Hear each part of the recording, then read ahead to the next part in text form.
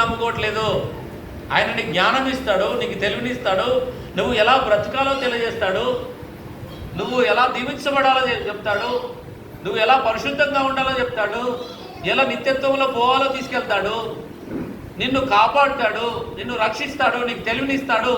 భక్తితో నువ్వు ఎలా ఉండాలి, నీతిమంతులతో ఎలా ఉండాలి, అన్యులతో నువ్వు ఎలా ఉండాలి, ఏమండి నీ కుటుంబంతో ఎలా నువ్వు నడుచుకోవాలి, నీ భర్తతో నువ్వు ఎలా నడుచుకోవాలి, నీ పిల్లల్ని ఎలా పోషించాలి, నీ లోకంలో నువ్వు ఎలా బ్రతకాలి అని నేర్పించేది ఏమనంటే జ్ఞానము కలిగిన యేసయ్య.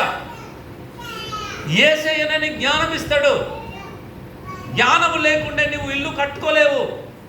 వాక్యం ఏం చెప్తుంది? జ్ఞానము కలిగినటువంటి స్త్రీ అట ఇల్లు కట్టుకుంటుందంట.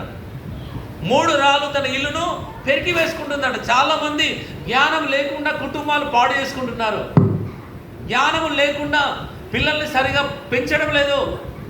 జ్ఞానం లేకుండా డబ్బులు నష్టపోతున్నారు. జ్ఞానం లేకుండా అనేకుల ముందు వెర్రివాళ్ళు అవుతున్నారు.